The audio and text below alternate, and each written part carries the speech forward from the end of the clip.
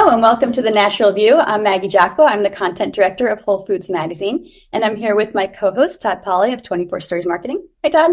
Hey, Maggie. Good to see you as always. And we have a special guest today. We have Sandra Lee. She is the CEO of New Jersey Labs. Welcome, Sandra. Hi, thank you for having me here. Yeah, it's great to have you here. So a little context for our viewers. Back in July 2024, in the print and digital issue of WholeFoods Magazine, we did our leadership series. And that was focused on the people really driving the natural products industry. And Sandra was actually our cover feature for that issue. And now we're going to talk a little bit more, dive in a little bit deeper, insights from the company and Sandra's leadership style. So great to have you here. I want to start with some basics. For anybody who hasn't read that article or maybe they're not familiar with the company, can you just tell us a little bit about New Jersey Labs and the services that you guys offer? Definitely. New Jersey Labs was not founded by me because it was started in 1936, and I think I'm a little too young for that, but it started as a dairy lab, and what we did was collect milk samples and ice cream samples all over New York and New Jersey, testing for microbes to make sure it was safe for the consumers. Then it transitioned into environmental testing in the 70s, 80s, and slowly as that was phased out, we started focusing more on supplement testing. And when I joined in 2013, we brought in the pharmaceutical aspect to the company. So we're a full service microbiology and chemistry testing lab. And we work with a lot of manufacturing companies, raw materials, distributors, people who own their brands, both in pharmaceutical, cosmetics, chemicals, and especially in the supplement nutri space. So we are kind of the last stop shop before your products go to market or to the FDA for drug submissions. And we're located in New Jersey. It's just one location, and it's been around for 86, 87 years, more than that. And I've been with the company for 11 years now at this point. And I hope to continue to stay for a very long time. So, Sandra, you've been in the industry for quite a while now, and I'm just wondering, as you've led this lab and you look back over your years, what advice might you give to people stepping into the industry as one of the prominent leaders? One of the things that I recommend as a leader is to be sincere and authentic. That is very difficult to do when we're so used to repressing our feelings and emotions. And I think when you have to be honest with what you feel, you first have to look inside, have self-reflection, understand who you are. And that's very difficult because we spend our entire life trying to figure out who we are, right? So as a leader, you're kind of expected to know who you are, but it's okay. And it's okay to talk about that. And a lot of times the leaders feel like they have to be positive, they have to be well put together, and they should have everything figured out for the next 20 years. But that's not really authentic. And a lot of people can kind of feel that fakeness from a mile away if you're not true to yourself. So for any new leaders up and coming with this, the new generation that's learning different things, how to navigate social media, and so much has changed in the last 5 years, I think it's very easy to get lost. So really spend the time getting to know yourself, really spend the time getting to know how you think and the process and how you process information. That's really the first step in becoming a leader in this space, I think, in any space. Yeah, that's such good advice. And I think 2024, we've really seen this be a year where there's more of a focus on women in leadership. Women in nutraceuticals has been a big force in our industry this past year. We're talking more about mentorship and helping to support the next gen of the industry. Can you talk a little bit about mentorship within your company and your efforts and how you've kind of seen those pay off with others? Yeah, that's a really good question. And that's a loaded question because I can't fit 8 years of work into one conversation. But one of the things that mentorship had really paid off for it in our work culture was that it really started from the top. And I know we hear it often, it really starts at the top. It starts at, well, what does that look like? And that looked like with me admitting I'm not perfect. It started with me getting mentorship myself before I could mentor others. And a lot of times they're like, it's such a waste of time, effort. It's so emotionally draining. How does this translate to P&L for business entrepreneurs, especially in leadership, when everything is focused on the bottom line? why do we need to invest in mentorship? So at NJ Labs, we really did heavily invest in it because I saw the value. At first, I fought it, right? It was me fighting against myself constantly. Why do I need to go through this? This is such a headache. I just want people to come in and do the work and go home, get paid. I just want to grow. But company and people, they forget it's based on not just cash, but a lot of emotions. And mentorship is tied directly to emotions and feelings, which tie directly into performance, which tie directly into P&L and your bottom line. Yeah, that's great. So obviously that's paying off, right? And so let's turn the conversation a little bit and let's talk about some fun stuff, right? Like let's talk about a couple of the wins. Let's talk about, maybe it's some initiatives or launches that you've experienced during your years of leadership that you're especially proud of. Can you just give us a short list and talk a little bit about that? Some of the challenges and the successes that we had was really changing work culture from what it used to be, the traditional work culture force, where people come in, do the work, keep their heads down, don't really communicate with each other and go home.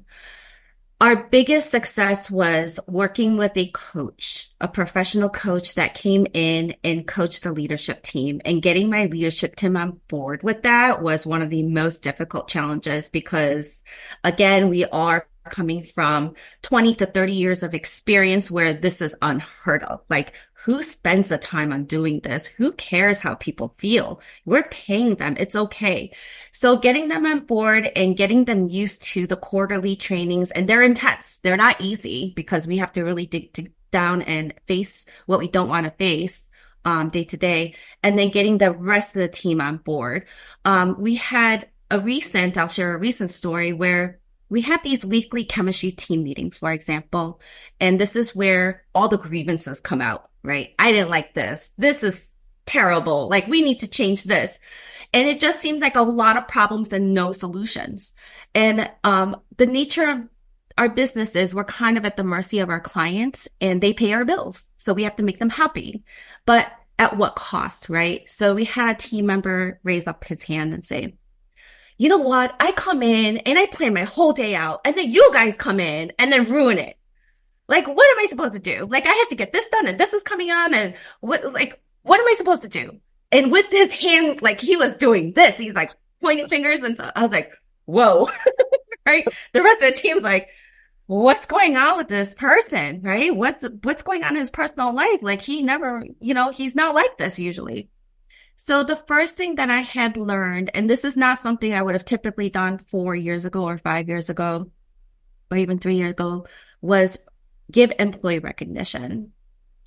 And that's difficult because we expect people to perform, right? And when they expect to perform, no news is good news. But that's not the case with these people. You need to give that recognition. I said to the person, in front of everybody, thank you so much for being so dedicated. Thank you so much for trying to be productive and efficient. There are key words that we are trying to implement. So in that speech, I had to really highlight what I really wanted to get across. Like, we value productivity and efficiency. We value your loyalty and dedication, right?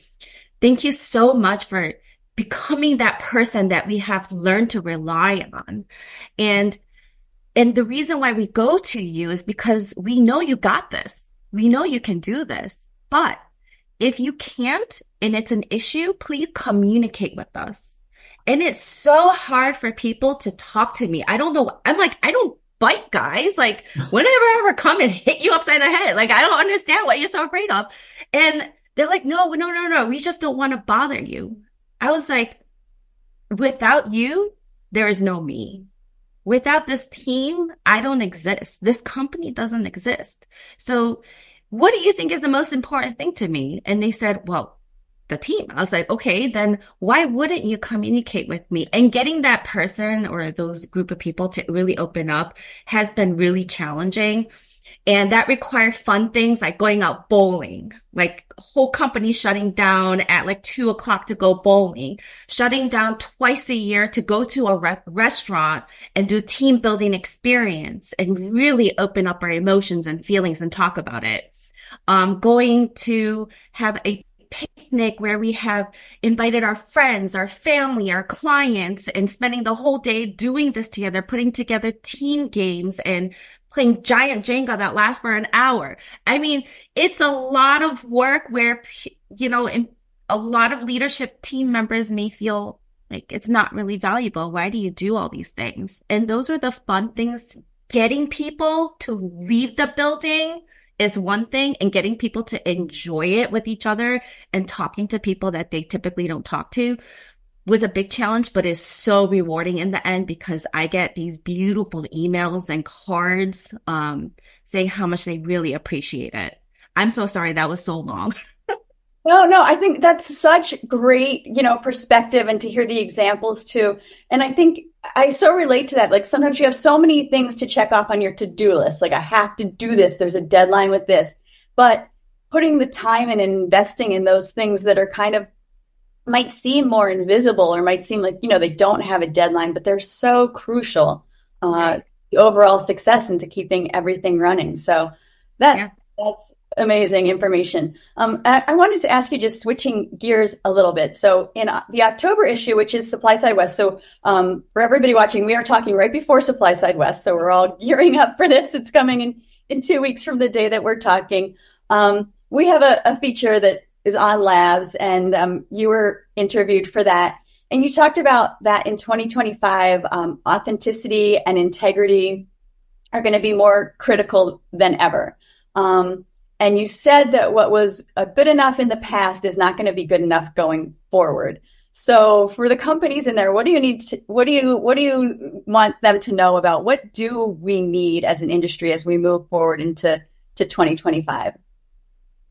So I don't want to take away from people reading the issue, so I encourage everybody to go and read it because there's a lot more details. But let me give a little background of why we said what we said in that issue. Testing has become more on the front lines, right? Especially since COVID has hit, people are more concerned with what they're putting into their bodies. They're paying attention to the labels more. They're paying attention to what they're consuming and what they're feeding to their children. Working with multiple different organizations such as Organic and Natural Health Association, Naturally New York, Moms Across America, multiple different organizations that really care about transparency and sustainability, right? Just because there's limited products or limited items that you can consume doesn't mean that you should just take it, right? You should really do the research. And one of the things that we have advantage, NJ Labs has an advantage, especially with my background, is we have exposure to the Nutra space, the pharmaceutical space, the cosmetics, the foods, and many different industries across the board. Our network is extensive. I believe in not segregating different industries. I believe in overlap because what's going to happen in the future is that ingredients that were considered dietary supplements or vitamins are now becoming more critical to a longer, healthier life. People don't want to be in pain. I think humans are on a mission to forever alleviate pain, right? But instead of just treating the symptoms, why not get to the root cause? Why not understand your bodies better? So testing component, especially NJ Labs, we're focusing on the quality because quality has become a buzzword. If I say, hey, is there quality in that? Your answer automatically may be yes or no. But what are you saying yes or no based on? Science, microbiology testing, chemistry testing, it seemed to have been in the past an untouched field unless you went to school for it. People who didn't get a chemistry degree or a microbiology degree don't want to touch it. But it's changing. The landscape is changing. People who didn't go to school specifically for those degrees are now becoming more interested and they want to understand a little bit better of the why, right? The why helps us connect concepts to real life applications. It becomes more practical. It becomes more real to us. And I think our unique place in this industry is that we can kind of bridge that gap. I would love, it's a lifelong dream of mine to bridge the gap between the practitioners like the doctors and the nurses, the DOs, the MDs, and the manufacturing company piece with the labs and the brand owners, right? There's this segregation between these spaces, and the communication and the knowledge and the collaboration between all of these spaces is lacking. There's a huge gap, in my opinion. And I think we have the front seat to that, to make the changes and to really hopefully help industries, from all over.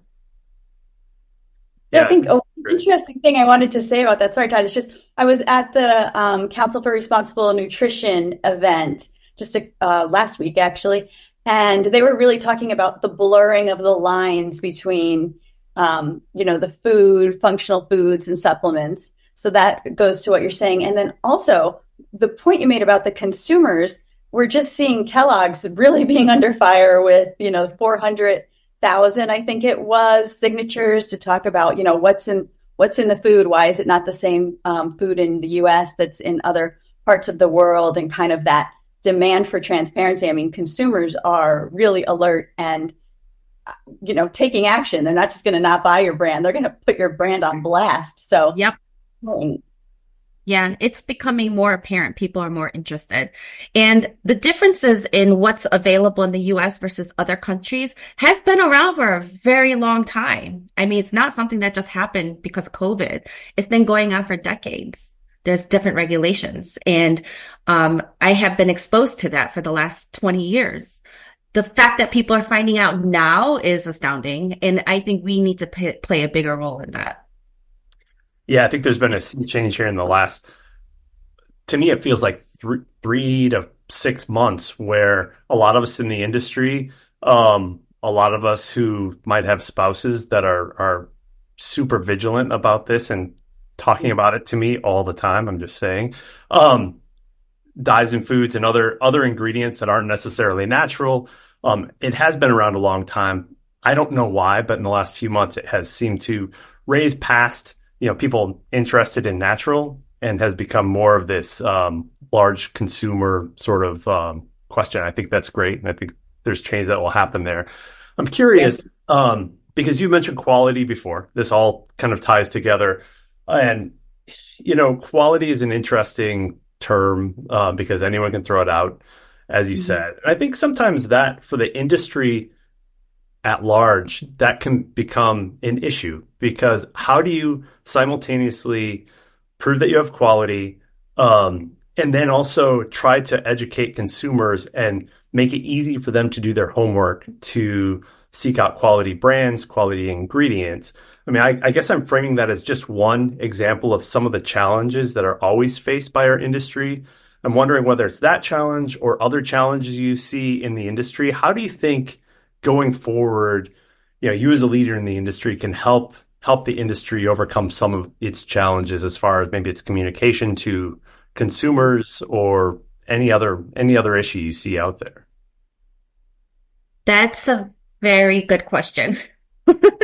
Not easy, I know, but no, it's not, and it's probably a series of conversations that has to happen. But I think the first thing is understanding quality comes from asking questions. If you don't ask questions and you assume there's quality built in, that's your first mistake. You want to trust the companies that you're working with, but you need to verify it. That is an actual phrase from FDA. And trust the verify.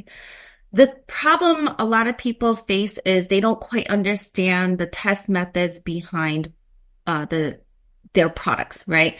Not all test methods are built one size fits all. That's the first step for people to understand is it's not one size fits all. Just because it worked for one product doesn't necessarily mean it automatically works for something else. So quality plays a role in traceability. Can you tell who, what, where, when, and how, and why, right? So if you can answer those questions, you're addressing quality from the get-go. Because if you can't answer those questions, there's gaps of understanding or information. You need to dig. And when you dig, you'll figure out, hey, is this actually quality or is this not quality? Questioning is huge in the auditing world. And if you're not an auditor, you're not a chemist or a microbiologist, or you didn't go to school for any of these, there are simple things to look for. One of the things that you should definitely do is go visit your critical partners. If you don't visit them, anyone can hide behind paper. Okay. Because what you have to understand is if you're the brand owner, if it's your product, right, you are still responsible to the very end in the quality of your product. You can't just say, well, that's not my expertise. The lab is responsible. The manufacturing company is responsible. The co-packer is responsible. Unfortunately, that's not the case. Unfortunately, you still own that brand. So you have to understand or make the effort to understand. If you don't understand, you have to ask questions. And those partners, if they're truly good partners to you, they should be able to answer them. But I do recommend working with the lab that can explain all this, even if you're not using them. There are labs that are open to having that discussion initially. And because why would a lab do that if you're not going to send them the samples to test? Here's why: reputation and education. One day you may need them. One day you may need us. One day somebody else they know may need you. So it's really important to build that relationship and networking. And a lot of people think, well, they just like see what's right in front of them as narrow-minded, so they don't think like that. But the more companies who do this relationship building with different laboratories, manufacturing companies, whether you use them or not, by asking questions and visiting them, I think that's really going to start helping change the landscape of what quality looks like. I hope that answered your question. That is great advice. Yeah. So let's talk New Jersey labs going into 2025. What's on the horizon for you guys? Any bright spots, anything you want to shout out that you guys have coming up that you want the industry to know about? Yes. So New Jersey Labs has started to work with different laboratories as well. We realized that we can't just be our own in our own box and silo. We realized that we are open to working with other labs that have the same mission and vision. So there's many other labs like Enresco Labs, Alliance Technologies. We have different companies that we are opening partnerships with. We have focused more on involving ourselves with a group called ACIL, which is Accredited Council of Independent Laboratories, and attending these conferences where independent laboratories come together and share their grievances and problems and share solutions. We are trying to uplift each other and build each other to improve quality across the board, whether it's from environmental to cannabis, hemp, marijuana, food testing. So one of the biggest things that we're doing is by joining organizations such as this, we're bringing our quality and our expertise to these organizations as we also learn from them. Excellent. All right. Well, we look forward to what's to come in 2025, and we'll stay connected with you and keep sharing what you're doing in WholeFoods Magazine. But great to talk to you. Thank you for coming on and being our guest.